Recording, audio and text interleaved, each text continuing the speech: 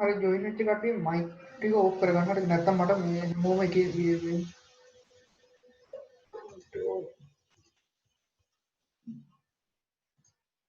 හරි නැත්නම් සවුන්ඩ් අවුල් වෙනවා. හරි මම කියන්නේ මේ එතකොට ලොකු බැච් එකක් තියෙනවා. ඕකේ මෙඩිසින් සාමාන්‍ය 1600ක් විතර ගන්න. හරි ඉන්ජිනියරින් ගන්නවා සාමාන්‍යයෙන් 1800ක දල එකක් හරි සමහරව අඩු වැඩි වෙන්න පුළුවන්. හරි. එතකොට ඔය ළමයි ප්‍රමාණය ගන්නකොට ඩිස්ට්‍රික්ට් 25ක් තියෙනවානේ. එතකොට ඒකෙනුත් ඔක්කොම බලනකොට ඉන්නේ අඩු ප්‍රමාණයක් තමයි ගන්න. හරි. එතකොට ඔයාලා මාර්ගයෙන් වැඩ කරන්න ඕනේ. සාමාන්‍ය මෙහෙම හරිද? ඔයාලගේ අවුරුද්දේ ඔයාලගේ බෙන්ච් එකේ ඉන්න ළමයි ප්‍රමාණය වලින් මෙඩිසින් ඉංජිනේරින් යන ළමයි ටික තව මාස 2-3කින් විතර එයාලා ස්ථිර වෙනවා. හරිද? තව මාස 3කින් වගේ වෙනකොට එයාලා ස්ටේබල්. හරිද? එතකොට එයාලා කොහොමවත් මෙඩිසින් ඉංජිනේරින් යනවා තමයි. හරිද? ඔය කොච්චර කිව්වොත් එතකොට අනිත් ළමයිට යන්න තියෙන chance එක අඩු වෙනවා. මොකද තීරණ අරන් හරිද? ඔයාලට වෙච්ච ගාන නැති වුණාට ඕක තමයි ඇත්ත ස්වභාවය. හරිද? බොරු කියන්න ඕනේ නැහැ. හරිද? මොලේ දැන් අනිත් වැඩ කරගෙන ආපු කට්ටිය තමයි හොඳටම ගොඩ යන්නේ. හරිද? ඊට පස්සේ මම දැන් සමහරවල් ක්ලාස් යනවා නම් සමහරට අයිලක් වල සමහරට සෙට් වෙලා ඇති ස්ටේජ් එකේ ගොඩක් වල සමහර කට්ටිය නගිනවනේ. ඒක කතා බහ කරනවා මේ මුල් ටිකේ වැඩ කරන්නේ අන්තිම ටිකේ හොඳට වැඩ කරලා තමයි ගත්තේ කියලා. එහෙම ළමයි හිතන්නකො මෙඩිසින් ඉංජිනේරින් ළමයි 100ක් ගත්තොත් එහෙම ඔය 100න් 90ක්ම ළමයි මුලින් ඉඳන් හොඳට වැඩ කරපු කට්ටිය. හරි. එතකොට 95ක් විතර සාමාන්‍යයෙන් එහෙම හරි. එතකොට එහෙම නැත්නම් කැම්පස් කියපු ළමයි හරි. ඒතර අනිත් ඔය 100න් 5ක් වගේ ළමයි ප්‍රමාණය තමයි අර වගේ මේ මුලදී කාගෙන අන්තිමට හදාගන්න ළමයි ටික. හරි. එතකොට දැන් ඔයාලටත් ඒක ක්ලාසස් වල හයිලයිට් කරන්න හන්ද සමහරට ඔයාලටත් එහෙම හිතෙන්න පුළුවන්. හරි. ඇත්තම කාරණේ බොහෝ කොටයි එහෙම මුලදී කොට අවුල් ගහලා අන්තිමට හරියන්නේ. හරි. මුලදී දැන් වැඩි හරියට කරගෙන යන්න ඕනේ. හරි. මම හිතනවා දැන් ඔයාලා මේක ඇදලා ඉවර ඇති කියලා. හරිද? හරි අවශ්‍යන වර්ණවල සහ විමෝචන වර්ණාවලිය සංයුක්ත වර්ණාවලිය මේවා නම් කරන්න. හරිද? සංයුක්ත වර්ණාවලිය කියලා නම් කරන්න ඕනේ. හරිද? අනිවාර්යෙන් මෙන්න හැම එකම දීප්තිමත් ප්‍රදේශ අඳුරු රේඛා අනිවාර්යෙන් නම් කරන්න. හරිද? හරි. ස්ක්‍රීන්ෂොට් එකක් ගහගන්න මම තව ටිකකින් මේක පළට ගන්නවා. හරිද? හරි. මාතෘකාවක් කියන්නේ විශේෂ කරුණු කියලා. විශේෂ කරුණු.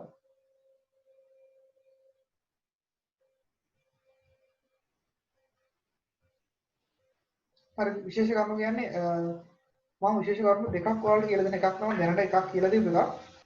පළවෙනි එක තමයි මේ පළවෙනි විශේෂ කාරණය. හරි පළවෙනි විශේෂ කාරණය තමයි හරි ඒක දැනට කියලා දෙලා තියෙනවා. ඒ තමයි මූලද්‍රව්‍යක අවශෝෂණ වර්ණාවලිය සහ ඒ කියන්නේ මොකක් හරි හයිඩ්‍රජන් වෙන්න පුළුවන් නියෝන් වෙන්න පුළුවන් මොකක් හරි එකක අවශෝෂණ වර්ණාවලිය සහ විමෝචන වර්ණාවලිය එකිනෙකට සංයුක්ත කිරීමෙන් ලැබෙන වර්ණාවලිය. ඒ කියන්නේ සංයුක්ත වර්ණාවලිය අනිවාර්යෙන් දෘශ්‍ය ආලෝකයට සමානයි. හැම පරමාණුවකම ඒක හරි හරිද? ඕනෙම දෙන්නෙක්ගේ ඒ කෙනෙක්ගේ අවශෝෂණ වර්ණාවලිය සහ විමෝචන වර්ණාවලිය එකට එකතු කරාම ඉන්නේ දෘශ්‍ය ආලෝකය. මොන දෘශ්‍ය වර්ණාවලියක් තමයි ලැබෙන්නේ. හරිද? දෙවෙනි පොයින්ට් එක තමයි වෙනස් මූලද්‍රව්‍ය තියෙන හිතන්නකෝ මම හයිඩ්‍රජන්ගේ අවශෝෂණ වර්ණාවලිය සහ නියෝන් වායුවේ විමෝචන වර්ණාවලිය මේ දෙන්න එකට එකතු කරාම දෘශ්‍ය වර්ණාවලියක් එන්නේ නැහැ. දෘශ්‍ය වර්ණාවලියක් ලැබෙන්නේ නැහැ. හරිද? එතකොට ලැබෙන්නේ එකිනෙකට සමකන මේ එකිනෙකට වෙනස්. තේරුණාද? හරි. අංක 1 දාලා ලියන්න. විශේෂ කරුණු වලට අංක 1 දාලා ලියන්න. ඕන මේ ටික පාට පෑන් වලින් ලියන්න. එකම මූලද්‍රව්‍යයක එකම මූලද්‍රව්‍යයක එකම මූලද්‍රව්‍යයක අවශෝෂණ වර්ණාවලිය සහ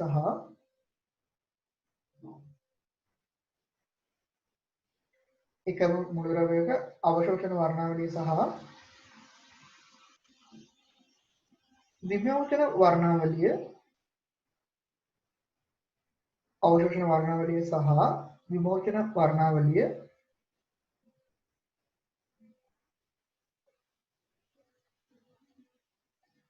එකිනෙක සංයුක්ත කිරීමෙන්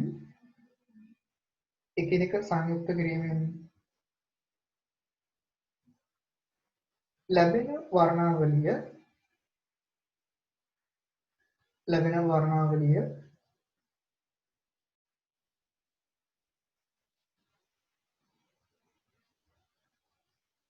දෘශ්‍ය වර්ණාවලියට සමාන වේ. දෘශ්‍ය වර්ණාවලියට සමාන වේ.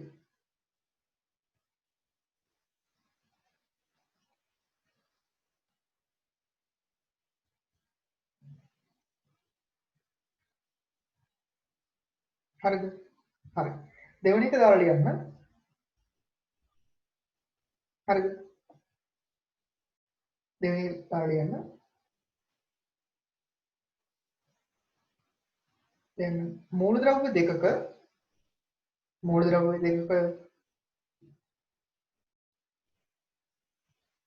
අවශෝෂණ වර්ණාවලියක් සහ මූලද්‍රව්‍ය දෙකක අවශෝෂණ වර්ණාවලියක් සහ විමෝචන වර්ණාවලියක් මූලද්‍රව්‍ය දෙකක අවශෝෂණ වර්ණාවලියක් සහ විමෝචන වර්ණාවලියක් අවශෝෂණ වර්ණාවලියක් සහ විමෝචන වර්ණාවලියක්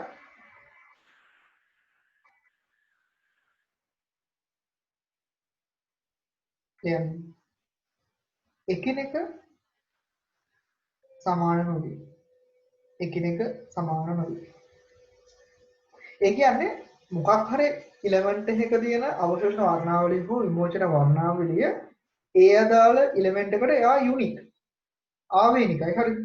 තේරුණා? ෆින්ගර්ප්‍රින්ට් එකක් වගේ DNA වගේ හරි ආගේ මනුස්සයෙ DNA එක වගේ මොකක් හරි මූලද්‍රව්‍යයකට අදාළ වෙන අවශෝෂණ වර්ණාවලිය එහෙම නැත්නම් මොකක් හරි විමෝචන වර්ණාවලිය ඒකට යුනික්. හරිද? ඒක වෙන එයාගේ අර ඒකට ආවේනික හැඩයක් තමයි ඒකට දෙන්නේ. හරිද? හැබැයි මේ දෙන්න එකතු කරලා හැදෙන සංයුක්ත වර්ණාවලිය හැම මූලද්‍රව්‍යයකම සමානයි. ඇයි මොකක් හරි මූලද්‍රව්‍යයක තියෙන අවශේෂ වර්ණාවලියක් සහ විමෝචන වර්ණාවලියක් එකට එකතු කරලා පස්සේ හැදෙන්නේ මොකක්ද අවසාන වශයෙන්? දෘශ්‍ය වර්ණාවලියක් නේ ලැබෙන්නේ. ඒ කියන්නේ තනිකර දීප්තිමත් ප්‍රදේශයක් තමයි හැදෙන්නේ. ඒක නම් එකිනෙකට සමානයි. හරිද? ඕන ඒකටම ලියන්න. නමුත් ගොඩක් කරලා යටින් ලියන්න. නමුත් මූලද්‍රව්‍ය දෙකක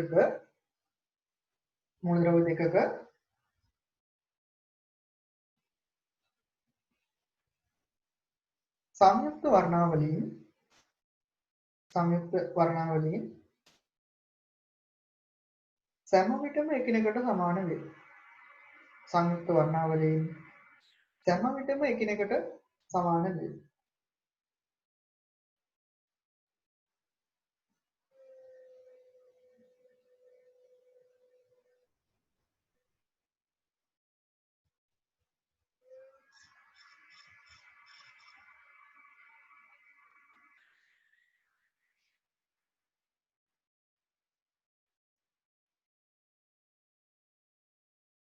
හරි නේද? හරි. එතකොට දැන් අද එහෙම දිරිටි කරාට පස්සේ ඔයාලට MCQs ගොඩක් කරන්න පුළුවන්. ටියුට් දෙකම ඉවර කරන්න පුළුවන්. හරිද? ගොඩක් කොන්ටම් වංග නම් තාම බැරි වෙයි කරන්න. හරිද? හරි. ඔන්න මම ඔයාලට ඉගෙනුවා අවශෝෂණ වර්ණාවලිය, සංයුක්ත වර්ණාවලිය, විමෝචන වර්ණාවලිය තුන මම මොනවද කියලා කියනවා. හරිද? හරි. දැන් මාතෘකාවක් ලියන්න. හයිඩ්‍රජන්ගේ පරමාණුක වර්ණාවලිය. හයිඩ්‍රජන්ගේ පරමාණුක වර්ණාවලිය.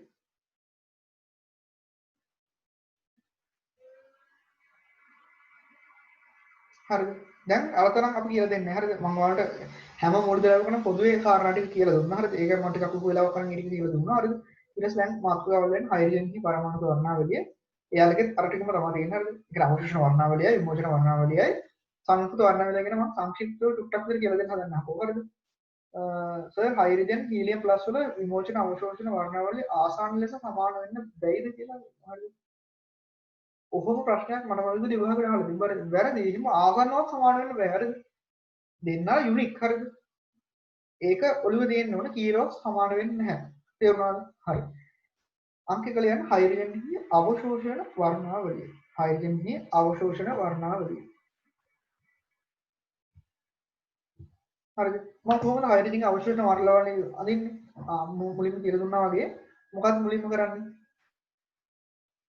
හයිඩ්‍රජන් මෙන්න මේ විදුලි බෝලට පුරවනවා, සුදු පාට ආලෝකයක් කියවනවා. ඊට පස්සේ මොකක් වෙන්නේ? සුදු පාට ආලෝකයේ යම්කිසි කොටසක් මේ හයිඩ්‍රජන් ගෑස් එක මගින් පුරාගෙන ඉතිරි වෙන කොටස ප්‍රිස්මය හරහා විභේදනය කරලා බලනවා. හරිද? එහෙන් බලද්දි මොකක්ද වෙන්නේ? දීප්තිමත් ප්‍රදේශයක අඳුරු රේඛා හතරක් අපිට පේනවා. හරිද? දීප්තිමත් ප්‍රදේශයක අඳුරු රේඛා හතරක් පේනවා.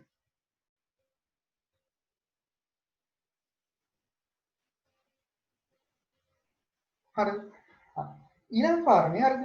අපි මෙන්න මේවා දැන් මම හැම වෙලේම මම හදින්නේ වම් පැත්තේ ඉඳලා දකුණු පැත්තට ෆ්‍රීකවන්සි එක වැඩි වෙන පැත්ත. තේරුණාද? හරිද? ඔයාලා දන්නවා ප්ලාන්ක් නියමයට අපි කිව්වා එනර්ජි එක අනුලෝම සමානුපාතිකයි සංඛ්‍යාතයට. ඒ කියන්නේ සංඛ්‍යාතය වැඩි නම් එනර්ජි එක වැඩි නේද? ඒ කියන්නේ පළවෙනි රේඛාවට වඩා අවසාන රේඛාව මම හිතලා තියෙන හතරවෙනි රේඛාවේ සංඛ්‍යාතය වැඩි නේද? තේරුණාද? හරි. අපිට මේ හැම එකම අපි ප්ලාන්ටින් එක එයා කොන්ස්ටන්ට් කෙනෙක් නේද? හරි. එයා අපි දන්නවා මම එක අගේ දුන්නා. හරිද? එතකොට ඒකෙන් අපිට මේ එක එක මුද්‍රාවල එනර්ජි එක හොයාගත්තොත් ෆ්‍රීකවන්සි එක හොයාගන්න පුළුවන්. හරි. තවත් කාරණයක් හරිද? එතකොට මේ හයිඩ්‍රජන් අවශිෂ්ට වර්ණාවලිය මම නම් කරනවා සංඛ්‍යාතයේ අඩුතම රේඛාවට ලියනවා H alpha කියලා. ඊට වඩා ටිකක් වැඩි දෙවෙනි රේඛාවට දෙන H beta කියලා. ඔය වගේ මම H alpha, H beta, H gamma සහ H delta ආදී වශයෙන් මම නම් කරනවා. තේරුණාද? හරි. එතකොට මේකේ මොනවද තියෙන්නේ? මේ කළු පාටට වලට පේන්නේ දීප්තිමත් ප්‍රදේශ. ඒ වගේ මම මොනවත් ඉඳලා නැහැ.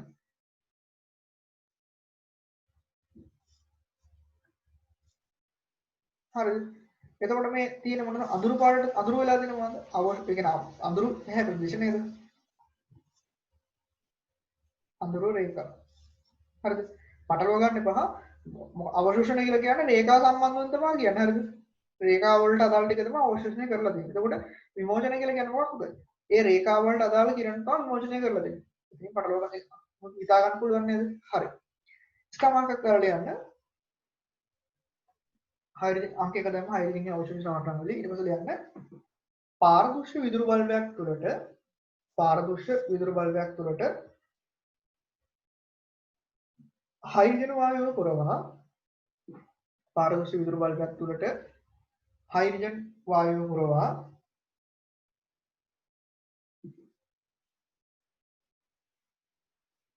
සුදු ආලෝක කිරණයක්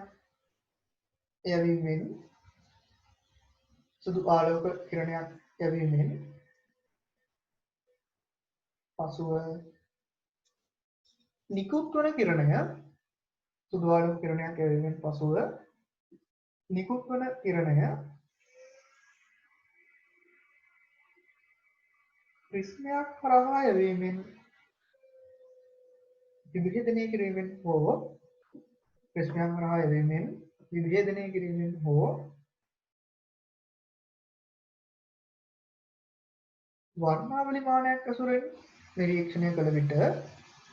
වර්ණාවලි මානයක් ඇසුරෙන් නිරීක්ෂණය කළ විට අවශෝෂණ වර්ණාවලිය ලැබේ. හයිඩ්‍රජන්හි අවශෝෂණ වර්ණාවලිය ලැබේ.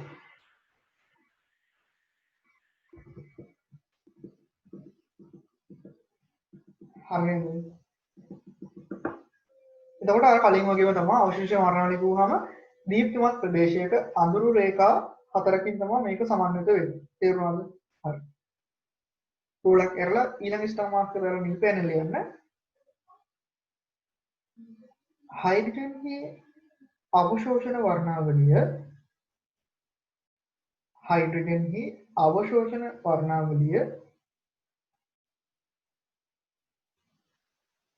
දීප්තිමත්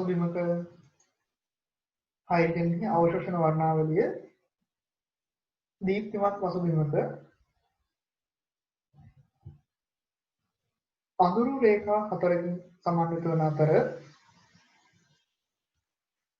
අඳුරු රේඛා හතරකින් සමන්විත වන අතර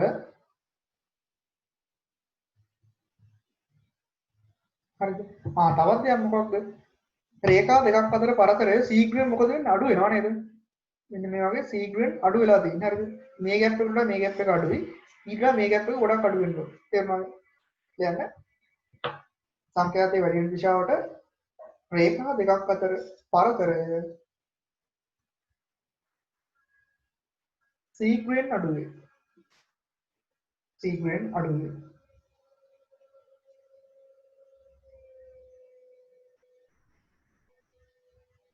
හරිද? ඊළඟ ස්ටාමක් දාලා ලියන්න.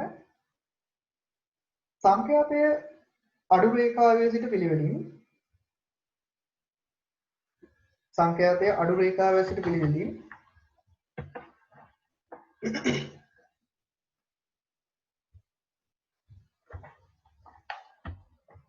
මේවා H alpha, H beta,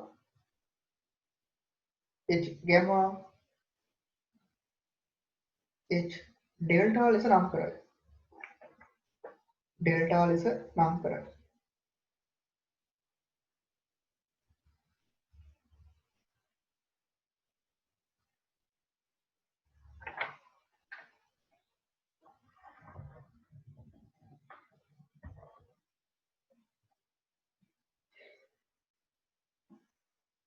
හරි හරි මේ කලින් රූපේ අන්නකොට කලින් වගේම එක වගේ මේ ෆෝමැට් එකට ඇඳගෙන ඉන්න රූල් දෙකක් විතර පරතරය තියලා අඟල් 4ක් නම් අඟල් 3ක් ඒ ගානට තියාගෙන ඉන්න.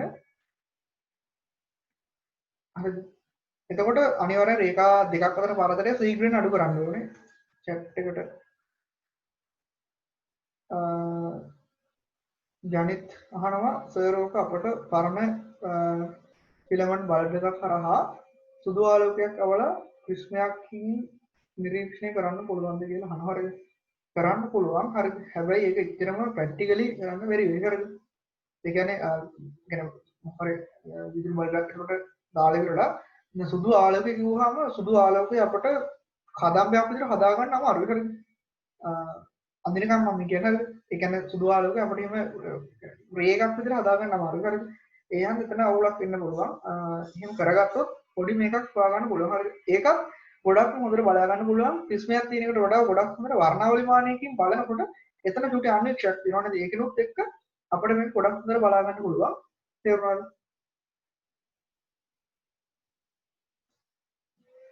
හරි නේද?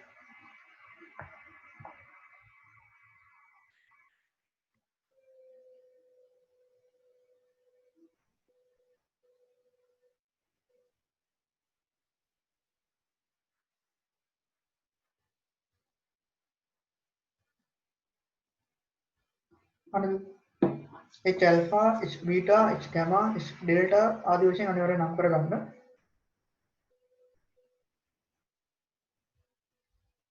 හරි ඕකේ ස්ක්‍රීන්ෂොට් එකක් ගහ ගන්න මම තව ටිකකින් ඊළඟ එකට එනවා. මොකද අපේ ටයිම් එක ගොඩක් වේස්ට් වුණා මේ කනෙක්ෂන් ප්‍රොබ්ලම් එකක් තිබුණා හින්දා. හරිද? හරි. ස්ක්‍රීන්ෂොට් එකක් ගහ ගන්න ඉන්න තියා ගන්න අඬ ගන්න. හරිද? දෙවෙනි කල යන්න හයිජෙන්කි විමෝචන වර්ණාවලිය. හයිජෙන්කි විමෝචන වර්ණාවලිය.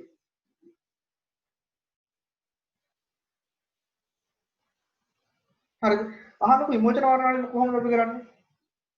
මොකක් හරි විදුරු බල්බ් එකක් අරගෙන විදුරු බෝලයක් ඇතුළට මොකද්ද කරන්නේ හයිඩ්‍රජන් වායුව දානවා දාලා ඉවරලා මේ බෝලේ රත් කරනවා හරි ඉටිපන්දමක් හරි මොකක් හරි ගහලා රත් කරනවා එහෙම නැත්නම් මේකට කැතෝඩ් ඒ වගේ මොකක් හරි වෝල්ටේජ් එකක් විදිහට ඉවරලා උත්තේජනය කරන්න පුළුවන් හරිද එහෙනම් සුදු ආලෝකය යවලා ඉවරලා ඒ එක්කම මම කරන වැඩේ මේකෙන් එතකොට කිරණ පිට වෙනවා හරිද කිරණ පිට වෙනවා ටිකක් උතර ඒක ටිකක් ප්‍රායෝගිකව කරන්න අමාරුයි හරිද ඊට පස්සේ පිට වෙන විකිරණ ටික මම මොකද කරන්නේ ප්‍රිස්මයක් කරලා විභේදනය කරලා බලනවා එහෙම බලනකොට අපිට පේනවා අඳුරු ප්‍රදේශයක මෙන්න මේ වගේ දීප්තිමත් රේඛා. දීප්තිමත් රේඛා. හරිද? තවත් දෙයක් තමයි ඒ දීප්තිමත් රේඛාවට කලර්ස් කිහිපයක් පේනවා. හරිද? පළවෙනි රේඛාව රතු පාටින් පේනවා. H alpha රේඛාව රතු පාටට පේනවා. ඊට පස්සේ H beta රේඛාව කොළ පාටටත් H gamma රේඛාව නිල්. ඒක නිල් දම් පැහැයට පුරුයි. gamma රේඛාව දම් පාටටත් පේනවා. තේරුණාද? මේ පැත්තට ෆ්‍රීකවන්සි එක වැඩි වෙනවා. දකුණු පැත්තට සංඛ්‍යාතය වැඩි වෙනවා. ඒ කියන්නේ මොකක්ද? එහෙනම් එනර්ජි එකක් වැඩි වෙනවා නේද? ඕන කාලේ හැම එකම දා ගන්න පුළුවන්. මොකද හැම වෙලේම මොකද්ද? E අනුලෝමයි F නේද? එතකොට මොකද වෙන්නේ? එනර්ජි එක වැඩි නම් F එක වැඩි. අනුලෝම සම්බන්ධයක් හත් එනර්ජි එක වැඩි. E වැඩි කියලා ගන්න පුළුවන්. තේරුණාද? හරි. දැන් හයිඩ්‍රජන් විමෝචන වර්ණාවලිය. හරිද? හරි. ස්ටාමාකයක් කරන් නිල් පැනෙන් ලියන්න ගන්න. පාරදර්ශක විදුලි බල්බයක පවතින පාරදර්ශක විදුලි බල්බයක පවතින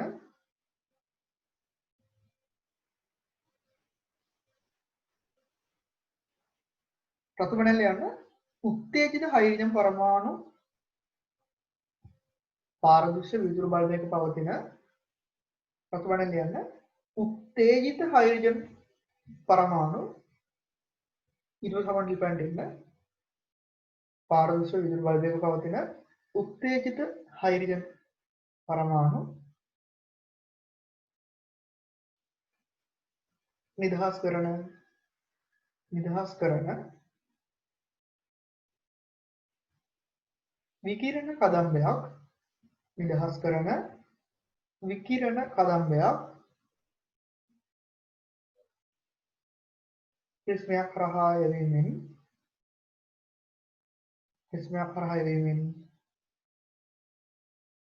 විභේදනය කිරීමෙන් හෝ වර්ණාවලි මානයකින්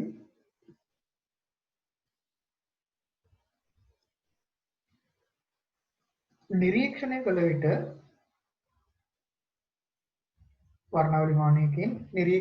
විට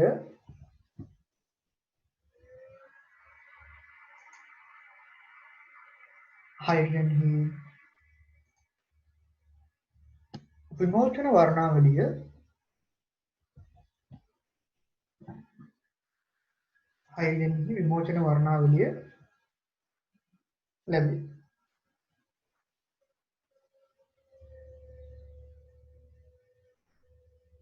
හරියට වැඩි උන්නේ අද කරන ටික ටිකක් විතර සෛද්ධාන්තිකව බලනකොට ඔයාලට දේවල් ටිකක් ඔයාලා ක්‍රියේටිව් වෙන්න ඕනේ. අනිවාර්යෙන් වීඩියෝස් ටිකක් එහෙම බලන්න. මම ඔයාලට හොඳ වීඩියෝස් ටිකක් හොයලා එවන්නම්. බලමු මම වෙලාව තිබ්බොත් ඔයාලට ඊළඟ ගොඩක් ඇනිමේෂන් එකක් ක්‍රියේට් කරලා දෙන්න.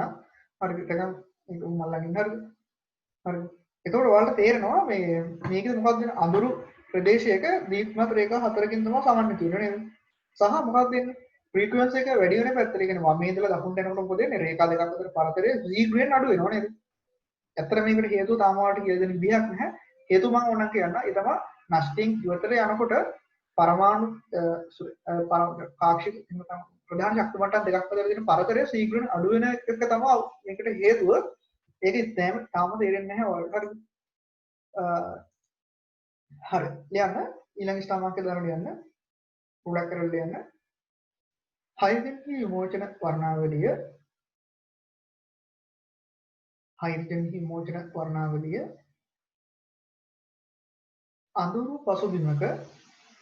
අඳුරු පසුබිමක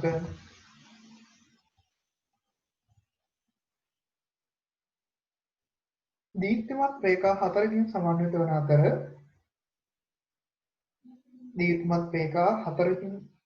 වන අතර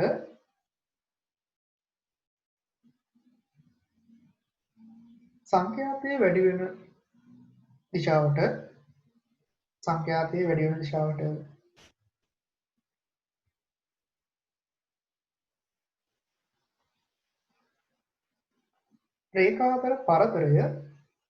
රේඛා අතර පරතරය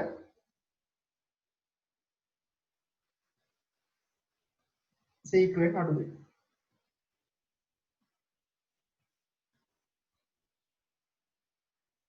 හරි. ඒතර වර්ණාවලියක ඕනම රේඛාවක් අපිට 1 2 3 4 කියලා නම් කරන්න පුළුවන්. නැත්නම් A B C D කියලා නම් කරන්න පුළුවන්. එහෙම නැත්නම් මුල්ම ටික H alpha H beta H gamma H delta ආදී වශයෙන් නම් කරන් යන්නත් පුළුවන්. තේරුණාද?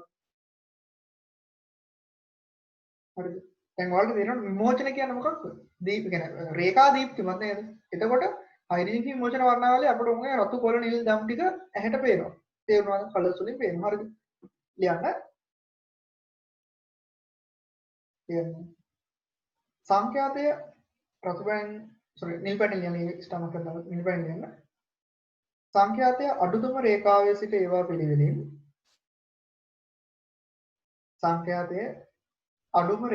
සිට ඒවා පිළිවෙලින් H alpha H beta H gamma සහ H delta වශයෙන් නම් කරයි. alpha beta gamma සහ delta වශයෙන් නම් කරයි.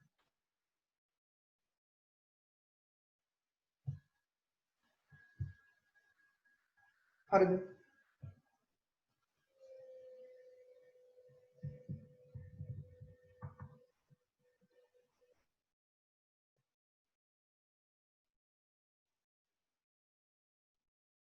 ඊළඟට රතු පැණින් නැත්නම් පාට පැණින් ලියන්න. එම රේඛා පිළිවෙලින්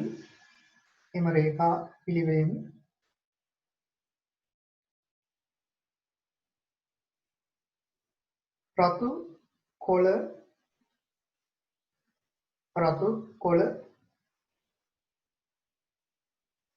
නිල් ඒ නිල් එක එන්න ටිකක් විතර දම් පාට කරු නිල් පාටක් තමයි වෙන්නේ. රතු කොළ නිල් ඕන වරණ තුල ලියන්න නිල් දම් කියලා දාන්න. නිලට උරු දම් පාට වගේ කලර් එකක් තමයි හම්බුන්නේ. රතු කොළ නිල් දම් පැහැයක් ගන්න. හරි. ටක් ගාලා මේක අමින්. හරිද?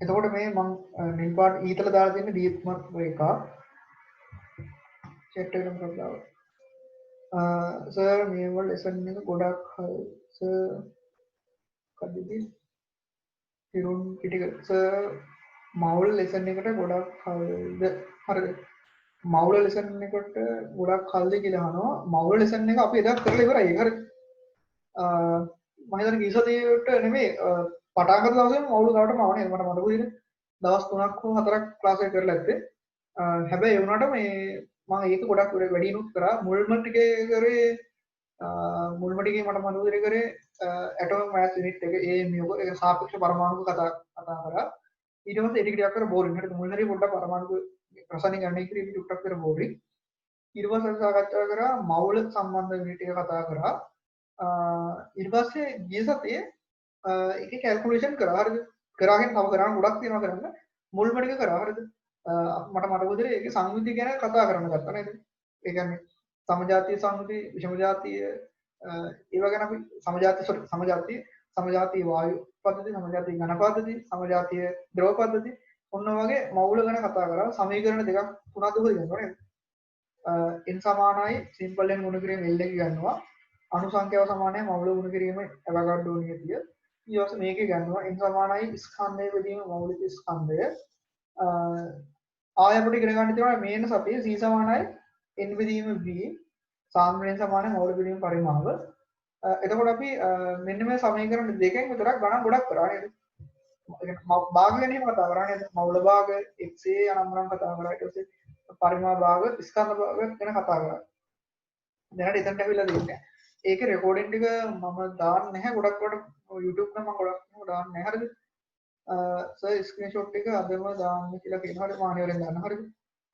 වීඩියෝ ටිකක් මම දාන්නම් හරිද ඒ කියන්නේ වීඩියෝ ටික ඉවරෙච්ච ගමන් දාන්න බෑ ඒකේ පොඩි පොඩි දේවල් එඩිට් කරන්න තියෙනවා හරිද අනික ඒ කියන්නේ මම එහෙම ගොඩක් WhatsApp එකම දාන්න හරිද එතකොට ඔයාලට ඒක ඕන වෙලාවක බලා බැලුවට පස්සේ ආයෙත් බලා ගන්න බැරි ඩවුන්ලෝඩ් කරගෙන එහෙම කරගන්න හරිද සමහරට මේවා මම YouTube දායිද කියන්න බෑ ෂුවර් නැහැ හරිද හරි මම හිතන මේක ඇඳලා ඉවර ඇති කියලා ඔයාලට ඕන කලර් හතරකින් අඳින්න පුළුවන් නේද රතු පාටින් ගන්න පුළුවන් කොළ පාට නිල් පාට සහ දම් පාට පෑන්න අඩු වෙද නේද දම් පාට කලර් එකක් හදන්න විදිහක් නැද්ද නිල් රතුයි වගේ මොකක් හරි කරලා හරි එහෙම මොකක් හරි කරලා කරමු හරිද ඒ ටික හදා ගන්න පුළුවන් හරිද ඊට පස්සේ ඒක අනිවාර්යෙන් නම් කරගන්න දීප්තිමත් රේඛා හතරක් නම් කරගන්න ඊට පස්සේ අඳුරු ප්‍රදේශ අඳුරු පැහැ ප්‍රදේශ හරිද ඔයාලා මම මේ අපි මේ කරන මුල් ටික මුලදිම කෙලව ගත්තොත් ඔයාලා වෙන එකක් උඩට ගත්තොත් හරි අමාරුයි ගන්න හරිද ඒ කියන්නේ මුලදිම වැඩේ කෙලව ගත්තොත් හරි අමාරුයි හරි গিitar එකක් ප්ලේ කරනවා වගේ හරිද මුලදිම ඔයාලා හරියට গিitar එක ප්ලේ කරන විදිහ අවුල් කරගත්තොත් අමාරුයි ඒක අම්බෝ අනිත් පැත්තට හදන්න හරිද ඒ වගේ තමයි අනවශ්‍ය දේවල් හිතන්න එපා හරිද ප්‍රධාන දෙයක් එකක් කෙමිස්ට්‍රි වල සමහර දේවල් දෙනවා මේ ඔයාලා ඕනට හිතන්න ගත්තොත් එහෙම ඒක අමාරුයි තේරුම් ගන්න හරිද එහෙම දේවල් කියනවා කාලයක් ගියට පස්සේ අවුලක් නැහැ තේරුණාද හරි තුන්වෙනි එක ලියන්න හයිඩ්‍රජන්ගේ සංයුක්ත වර්ණාවලිය හයිඩ්‍රජන්ගේ සංයුක්ත වර්ණාවලිය chat එකට දානවා සර් අඳුරු පැහැය හෙවත් කළු පාට පැහැදිලි සුදුසේ පේනවද කියලා ජනිත් හා සර් අඳුරු පැහැය හෙවත් කළු පාට පැහැදිලිවම සුදුසේ පේනවද කියලා එහෙමනම් පේන්නේ නැහැ හරිද ඔයාලට තාම මේක ඉදා ගන්න ඕනේ දැන් මේක නිකන් අර මොකද අර S2 පියාගෙන මේ අලියක නෙරුවම අර මොකද අම්දෙන් මොකද අලියෙක් ගැන කිව්වා කියන්නේ අන්න ඒ වගේ තමයි එක්කෙනෙක් කෙනා කුල්ලප්පෝයි කියනවා හරිද තව එක්කෙනෙක් කෙනා ඔහොම කියනවා වගේ තමයි තාම යන හරිද තියරිටින් කරලා පස්සේ මම ඔයාලට මේක හොඳ ඇනිමේෂන් එකක් එවන්න ඒක බැලුවට පස්සේ ඔයාලට ගොඩක් එක්ස්ප්ලেইন කරන්න පුළුවන් හරිද තේරුම් ගන්න පුළුවන් හරිද දැනට ටිකක් උන් හරිද හරි තුන්වෙනි එක ලියන්න හයිඩ්‍රජන් එකේ සංයුක්ත වර්ණාවලිය. සංයුක්ත වර්ණාවලිය. හරිද? එතකොට මෙතන මොකද තියෙන්නේ? මෙයාගේ විමෝචන වර්ණාවලිය තමයි දකුණු පැත්තේ තියෙන්නේ. විමෝචන වර්ණාවලිය. හරි දකුණු පැත්තේ තියෙනවා සංයුක්ත වර්ණාවලිය. වම් පැත්තේ තියෙන්නේ මොකක්ද? අවශෝෂණ වර්ණාවලිය නේද? ඒක තමයි අඳුරු රේඛා හතරක් අවශෝෂණය වෙලා තියෙන්නේ. මේ තියෙන අවශෝෂණ වර්ණාවලිය. අවශෝෂණ වර්ණාවලිය මේ තියෙන්නේ විමෝචන වර්ණාවලිය. හරිද? එතකොට මේ දෙකම කම්බයින් වුණාම මොකක්ද හැදෙන්නේ? කලින් වගේ බොහොම සරලයි මොකක්ද? සංයුක්ත වර්ණාවලියක් හැදෙනවා. මේ වර්ණාවලිය මොකක්ද වෙන්නේ? දෘශ්‍ය ආලෝකයට සමානයි. තේරුණාද? හරි. ලියන්න. මාතෘකාව ලියන්න හයිඩ්‍රජන්ගේ සංයුක්ත වර්ණාවලිය කියලා. ඊට පස්සේ ලියන්න. කියන්නේ හයිඩ්‍රජන්ගේ පැන ලියන්න. හයිඩ්‍රජන්ගේ අවශෝෂණ වර්ණාවලියේ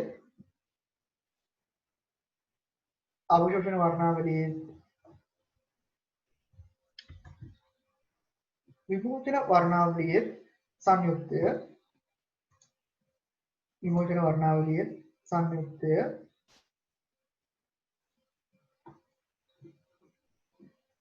එහෙම සම්ප්‍රයුක්තය කියලා දාන සංයුක්ත වර්ණාවලිය වන අතර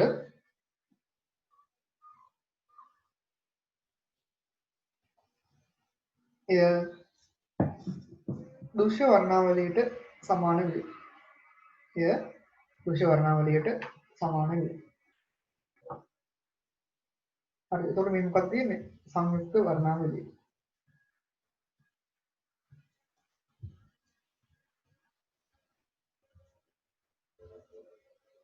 හරි සංයුක්ත වර්ණාවලිය. හරි එතකොට මේක මොකද්ද? කලාප වර්ණාවලිය කියලා කියනවා නේද? කලාප වර්ණාවලිය. එහෙම නැත්නම් මේවට කියනවා සන්තතික වර්ණාවලියක් කියලා. හරිද? හයිඩ්‍රජන් අවශෝෂණ වර්ණය මොකද්ද? රේඛා නේද? විමෝචන එකක් රේඛා මේ දෙකම අසන්තතිකයි නේද? අසන්තතිකයි.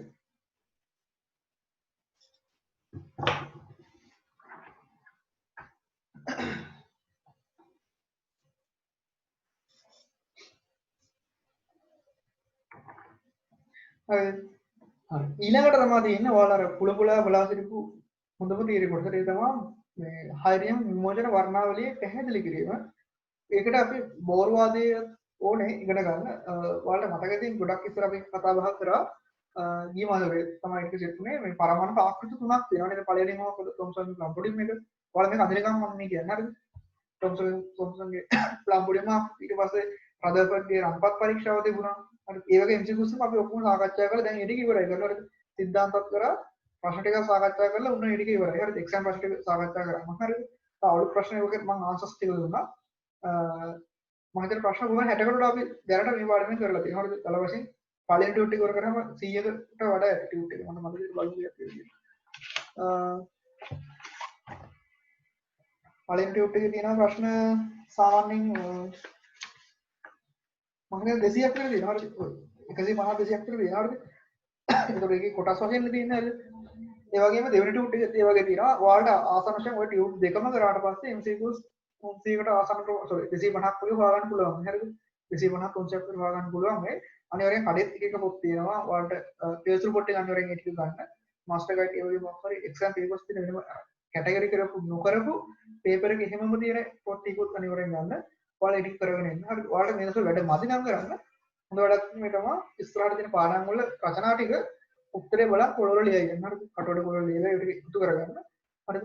අනිවාර්යෙන් ටියුට් එකේ විවරණ නම් හදා ගන්න. හරිද? මම විවරණ පුළුවන් තරම් ඔයාලට මුලදී හදලා දුන්නා. දැන් විවරණයක් කියන මොකක්ද දන්නේ නැති කට්ටියත් ඇති. හරිද? ඒක තමයි මම කියන්නේ මුලදීම ඔයාලා වැඩි හරියට ප්‍රැක්ටිකල් රටුම් ගත්තාම එහෙම ඒක නෙමෙයි. දැන් මේ තාසස් තියෙනවද නැද්ද කියන කතාව අදාළ නැහැ. ඔයාලා එක්සෑම් එක ලියන කාලේ. හරිද? එහෙනම් මුලින්ම හරියට වැඩ කරා යන්න. මම විවරණ ලියපු වීඩියෝස් ටිකක් එහෙම ඇති මේ ඒවැ රෙකෝඩින් නම් YouTube දාලා තුන්වෙනි ටික බලන්න. හරිද? ඒකට දාන මොකද්ද? Sir pace report all syllabus නේද තියෙන්නේ කියලා කියනවා. නෑ නෑ. එහෙම තමයි. ඔව් එහෙම තමයි. හරිද? ඕල් කියන්නේ මෙහෙම අර ඔයාලගේ සිලබස් එක 2017 නේ අලුතෙන් දාන්න හරිද? එතකොට ඊට කලින් 2011 දී මට මතක විදිහට ආය සිලබස් මාරු හරිද? එතකොට දෙයා ඕකේ දිනවා 1986 වගේ ඉඳන් 80 90 ගණන් වල ඉඳලා පේපර්ස් ටික තියෙනවා. ඒ වගේ අදාළ අවුලක් නැහැ. සමහර තැන් වල වෙනස් වෙනවා. මේ වෙනස් ඔයාලට එහෙනම් ඒ මොකද එහෙම පාස් පේපර්ස් ගන්න වෙන්නේ නැහැ. හරිද? 2019 පේපර් එක විතරයි තියෙන්නේ. මේ නිව් සිලබස් එකට. ආයේ මේ අවුරුද්දේ ලියන කට්ටිය එකක් ලියන්න පුළුවන් වේද මොනවා වේද කියන්න බෑ. හරිද? එහෙම අවුලක් නැහැ ගන්න හරිද? කියන්නේ සිලබස් ගොඩක ඒවා තමයි පාස් පේපර්ස් පොත්වල තියෙන්නේ. හරිද? ඒ කියන්නේ අවුරුදු සාමාන්‍යයෙන් 7න් 8න් වගේ සිලබස් එක චේන්ජ් කරනවානේ. අවුලක් නැහැ. ආන්සර්ස් එහෙම සමහර තැන් වල වෙනස් වෙනවා.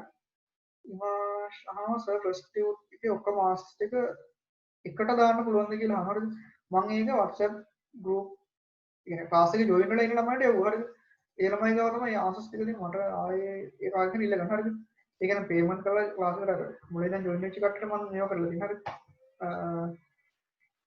එහෙම වුණාට මට ඉන්බොක්ස් මේ WhatsApp කරාම මම ඒක ගෙවන්නම් හරිද සමහර මම මෙහෙම හරිද සාකච්ඡා කරපු ආන්සර්ස් වල කරපු ප්‍රශ්න වල ආන්සර්ස් දුන්නේ නැහැ සාකච්ඡා නොකරපු ටිකක් වලට කරගන්න පුළුවන් කියපු ඒ වගේ ආන්සර්ස් දුන්නා. ඒවත් මම සමහරට විවරණය කරයි. තව ඉස්සරහට විවරණය කරන්න කීපයක් තිබ්බා. ඒ ටිකේ ආන්සර්ස් ටික දුන්නේ නැහැ මම එක්සෑම් ප්‍රශ්න ටික. ඒ ටික මම විවරණය කරනවා. හරි. මම හිතනවා දැන් ඉවල ඉවර ඇති කියලා. ඕනම් මේක ස්ක්‍රීන්ෂොට් එකක් ගහගන්න හරිද? මාතෘකාවක් ලියන්න. බෝරවාදී ඇසුරෙන් හයිලින් මොචන වර්ණාවලිය පැහැදිලි කිරීම. අලුත් පේජ් එක මේව කරන්න. මොකද මේක අපි ලස්සන මේ රූපයක් අඳින්න හදන්නේ. බෝරවාදී ඇසුරෙන් හයිලින් විමෝචන වර්ණාවලිය පැහැදිලි කිරීම.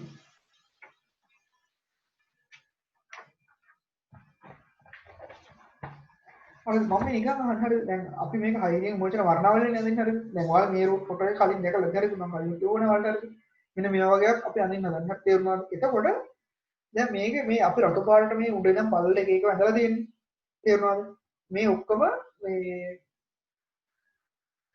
මේ ඇඳලා දෙන දේවල් මේ ඉලෙක්ට්‍රෝන සංක්‍රමණය වෙලා තියෙන්නේ තේරුණාද ලයිමන්ට්‍රි කියලා කියනවා බාමුව කියනවා පාෂන් එක බ්‍රැකට් එක ෆන්ඩ්ස් කියලා කියනවා මේ ඇඳලා තියෙන්නේ ඔක්කොම මොනවද ඉලෙක්ට්‍රෝන සංක්‍රමණ එතකොට හයිඩ්‍රජන් වල මොකද්ද තියෙන්නේ එයාට තියෙන්නේ එක ඉලෙක්ට්‍රෝනයක් හයිඩ්‍රජන්ට තියෙන්නේ තේරුණාද ඇයි මම අහනවා නිකන් අහනවා මේක ඇයි එතකොට මෙතන ඉලෙක්ට්‍රෝන ගොඩක් සංක්‍රමණ ඇඳලා තියෙන්නේ කාටද මම ඔක මුලදිත් වලින් අහුවා හරිද මේවා කියලා දෙන්න කලින් ඒකට හේතුවක් කාගාවට තියෙනවද